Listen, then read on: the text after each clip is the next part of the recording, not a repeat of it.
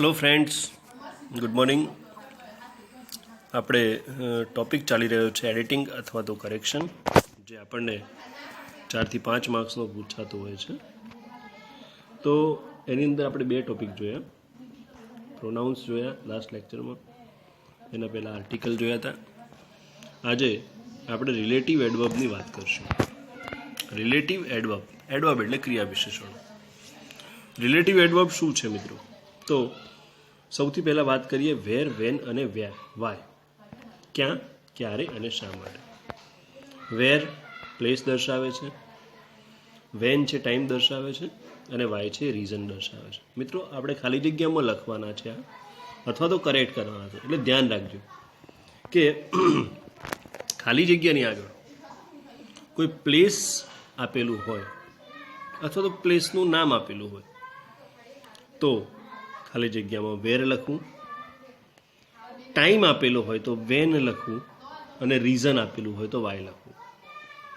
અહીંયા આગળ કેટલાક એક્ઝામ્પલ પરથી તમે જોઈ શકશો. This is the school where I study.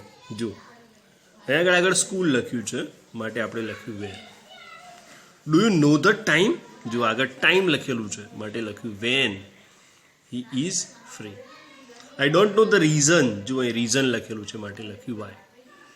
હવે મિત્રો તમારે ધ્યાનમાં એ રાખવાનું કે વેર, વેન અને વાય એ ત્રણ છે ને અલ્ટરનેટ આપેલા હશે. એટલે જ્યાં વેર આવતું હશે ત્યાં વેન લખેલું હશે, વાય આવતું હશે ત્યાં પણ વેર લખેલું હશે. એટલે એવું કંઈ હોઈ શકે, આપણે ફક્ત આગળનો શબ્દ જોઈ લેવાનો. હવે બીજું છે એઝ સૂન એઝ અથવા નો સુનર. એઝ સૂન એઝ અથવા નો સુનર મિત્રો આપણે આ ફંક્શનમાં શીખ્યા છે, શોઈંગ ટાઈમમાં. એને આપણે ફરીથી ખાલી જગ્યા માટે શીખવાનું છે. એઝ સૂન એઝ કે નો સુનર નો બંનેનું ગુજરાતી કરીએ ને તો જેવું કે તરત જ એવું થાય, બરાબર? તો ખાલી જગ્યામાં એઝ સૂન એઝ ક્યારે વપરાય અને ખાલી જગ્યામાં નો સુનર ક્યારે વપરાય, એ વસ્તુ ધ્યાનમાં લેવાની છે આપણે મિત્રો. તો એઝ સૂન એઝ જ્યારે વપરાય ને ત્યારે બંને વાક્યો એક જ કાળમાં હોય. મિત્રો આ ધ્યાનમાં રાખવાનું ખાસ. અને નો સુનર જ્યારે આવે ત્યારે એની સાથે ડુ, ડઝ, ડીડ કે હેઝ કે હેવ આ શબ્દો એના પછી હોય જ. એટલે એ પણ તમારે ધ્યાનમાં રાખવાનું. શું મિત્રો કે એઝ સૂન એઝ આવશે ત્યારે બંને વાક્યો એક જ ટેન્સમાં અને બંને વાક્યો વચ્ચે કોમા હશે. જ્યારે નો સુનર આવશે તો એના પછી તરત ડુ, ડઝ, ડીડ કે હેઝ, હેવ હશે. અને બીજું વાક્ય જ્યાં શરૂ થતું હશે ત્યાં THAN ધેન શબ્દ આપેલો હશે. THAN ધેન, પાછું ધ્યાન રાખજો મિત્રો, THEN ધેન પણ છે. અહીંયા કેટલાક એક્ઝામ્પલ છે, એના પરથી આપણે જોઈશું કે as soon as I finished my work I went to play cricket. કે જેવું મેં મારું કાર્ય પૂરું કર્યું તરત જ હું ક્રિકેટ રમવા ગયો. બીજું વાક્ય છે no sooner did I finish my work then I went to play. તો જુઓ નો સુનર સાથે ડીડ અને પાછળ ધેન. ઉપરોક્ત વાક્ય પરથી ખ્યાલ આવશે કે પ્રથમ ક્રિયાના અનુસંધાને તરત જ બીજી ક્રિયા બની હોય ત્યારે એઝ સૂન એઝ કે નો સુનર ધેન વપરાય. મિત્રો ખાલી જગ્યામાં ક્યાં લખવાનું ધ્યાનમાં આવી ગયું? એઝ સૂન એઝ આવે ત્યારે બે વાક્ય વચ્ચે કોમા, બંને વાક્યો એક જ ટેન્સમાં. નો સુનર આવે ત્યારે બીજા વાક્યમાં ધેન, THAN, અને નો સુનર સાથે ડુ, ડઝ, ડીડ કે હેવ અથવા હેઝ. એના પછી છે હાર્ડલી વેન અને સ્કેર્સલી વેન. આની સાથે બેરલી પણ આવી શકે. હાર્ડલી, સ્કેર્સલી અને બેરલી આ પણ આપણે એડવર્બ ક્લોઝ ઓફ ટાઈમ એટલે કે જે ફંક્શન નથી શોઈંગ ટાઈમ એમાં શીખ્યા છીએ. બંનેનું ગુજરાતી એવું જ થાય છે જેવું કે તરત જ. પરંતુ હાર્ડલી કે સ્કેર્સલી કે બેરલી જ્યારે વાપરવામાં આવે છે ત્યારે એની સાથે હેડ, હેવ કે હેઝ એ આપણને આપેલું હોય છે. હાર્ડલી, સ્કેર્સલી કે બેરલી સાથે હેઝ અથવા હેવ કે હેડ હોય છે. અને બીજું વાક્ય જે શરૂ થાય છે ત્યાં વેન, WHEN વેન હોય છે. આ ખાસ ધ્યાનમાં રાખવાનું. એક્ઝામ્પલ જોઈએ મિત્રો. હાર્ડલી હેડ, બોલ્ડ કરેલા અક્ષરે લખેલું છે, hardly had the train left the station when I reached the station. Scarcely had the student gone out of the school when the rain started. તો મિત્રો આના પરથી આપણને ખબર પડશે કે હાર્ડલી અને સ્કેર્સલી જ્યારે વપરાય છે ત્યારે હેવ, હેઝ, હેડ એની સાથે હોય છે. અને બે વાક્ય વચ્ચે વેન હોય છે. એના પછી છે since, adverb clause of time.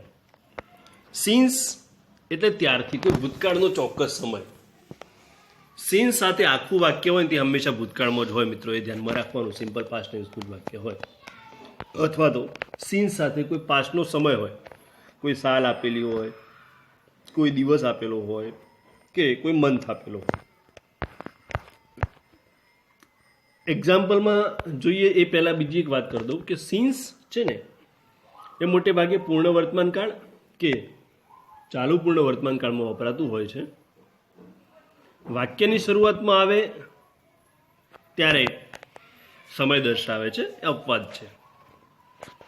અહીંયા આગળ એક્ઝામ્પલ છે, જોઈએ. I have been teaching you since you કેમ. તમે આવ્યા ત્યારથી હું તમને ભણાવી રહ્યો છું. તો સિન્સ યુ કેમ જુઓ, સિમ્પલ પાસ્ટ ટેન્સનું વાક્ય. Paresh hasn't visited school since he left the school. એને સ્કૂલની મુલાકાત નથી લીધી જ્યારથી એને છોડી ત્યારથી.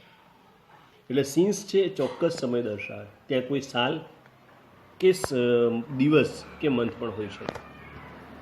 મિત્રો સિન્સનો બીજો પણ ઉપયોગ છે, સિન્સ કારણ દર્શાવે છે, રીઝન દર્શાવે છે.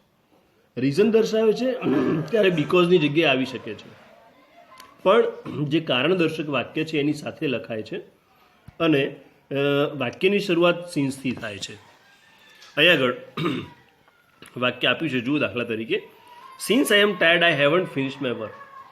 તો આનું જ્યારે ગુજરાતી કરીએ ત્યારે મેં મારું કામ નથી પૂરું કર્યું કારણ કે હું ટાયર્ડ હતો. તો સિન્સ આપણે વાક્યની શરૂઆતમાં વાપર્યું છે અને રીઝન બતાવે છે.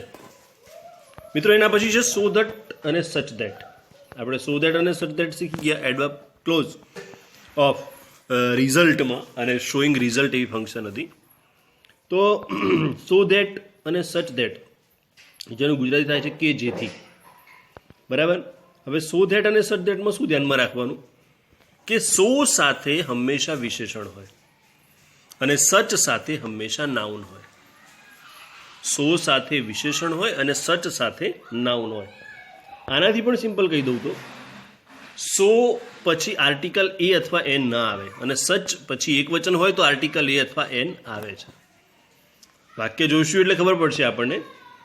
હી walked so fast that he could catch the bus. તે બસ પકડી શકે તે માટે ફાસ્ટ ચાલે.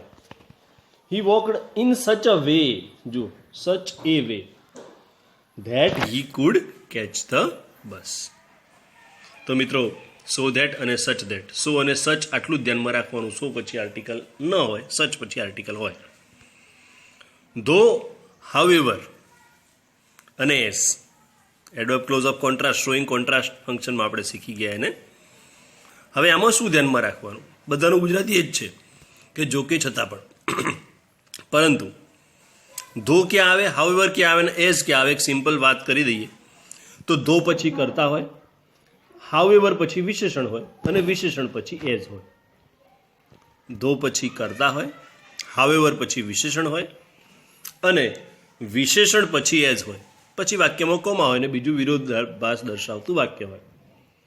એક્ઝામ્પલ જોઈશું એટલે ખબર પડશે. ધો he is poor he is honest. જુઓ, ધો હી કરતા છે, હાવેવર પુઅર વિશેષણ છે, however poor he is honest. બીજા વાક્યમાં કોઈ ફરક ન પડે. પુઅર વિશેષણ છે, આગળ આવી ગયું. Poor as he is honest. બધા વાક્યનું ગુજરાતી એવું થાય કે જોકે તે ગરીબ છે, ગરીબ હોવા છતાં તે પ્રામાણિક છે. અહીંયા યટ અને સ્ટીલનો પણ ઉપયોગ થઈ શકે, પણ યટ અને સ્ટીલ વાક્યની વચ્ચે આવે કે he is poor yet he is honest, he is poor yet he is honest, steel he is honest. તો યટ અને સ્ટીલ એ પણ છતાં પણ એવો અર્થ દર્શાવે છે. બટની જેમ એ વપરાય છે. આ આવી ગયું છે કે એકલા એઝનો ઉપયોગ રીત બતાવવા માટે થાય. મેનર એટલે રીત.